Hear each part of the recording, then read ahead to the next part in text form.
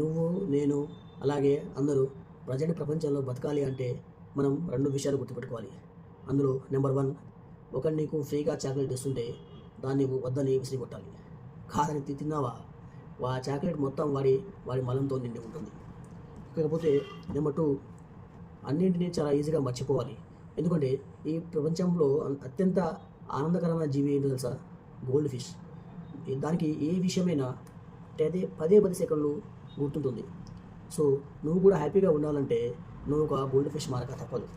ఎందుకంటే తెలుసా, జనాలకి మన కథ ఏంటో తెలియదు, కారణం ఏంటో అడగరు, కానీ మనం ఏంటో ఈజీగా డిసైడ్ చేస్తారు కదా. సో అందుకే ఇక్కడ ఎవరి స్టోరీని వాడే మార్చుకోవాలి, వాడి స్టోరీని ఉంచుకోవాలి. ప్రతి క్షణం తెలివిగా నేర్చుకో. బతకడానికి ఏం చేయాలో అది చేసి స్వేచ్ఛగా జీవించాలి. కాదని పనిపాట లేకుండా ఆ సనాతన భూమిని లోతుగా తవ్వుకొని కూర్చుంటే చివరికి ఆ సనాతన భూమి నీకు బాధ అనే ఖనిజాన్ని ఇస్తుంది. కానీ ఇప్పుడు మార్కెట్లో ఆ ఖనిజానికి వాల్యూ లేదు. బయటంతా డాలర్లు, యూరోలు, స్టెర్లింగ్లు, కోవెట్ డెనైర్లు నడుస్తున్నాయి. అలాగే ఒక్కసారి నీ తోటి భారతీయుని ఉంచుకో. వాడు డాలర్స్ కోసం పిచ్చి కుక్కలా పరిగెడుతున్నాడు. కానీ ఈ పిచ్చి కుక్కలకు తెలియని విషయం ఏంటో తెలుసా? ప్రస్తుత ప్రపంచంలో ఏది శిలాక్షరం కాదు. రోజుకో కరెన్సీ వాల్యూ పెరుగుతూ తగ్గుతూ మారిపోతూ ఉంటుంది. సో చివరికి నీ పనిని ఏ కరెన్సీ డిసైడ్ చేయదు. పని మీద ఫోకస్ పెట్టు, కరెన్సీ మీద కాదు. సో నేను చెప్పేది ఏంటంటే, జీవితం పట్ల కొంచెం తెలివిని ప్రదర్శించు, మరి కొంచెం పట్టించుకో. అలాగే ఫుడ్ విషయంలో ఒక ఫ్రెంచ్ విషయంలో మాత్రం ఉండకు. లవ్ను ఒక ఇటలీ వాళ్ళకు ఉంచు.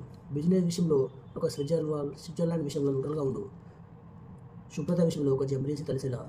మధ్య మత్తులో, రాజకీయ పిచ్చిలో వాడే మర్చిపోయేలా భారతీయుల మాత్రం మారకు.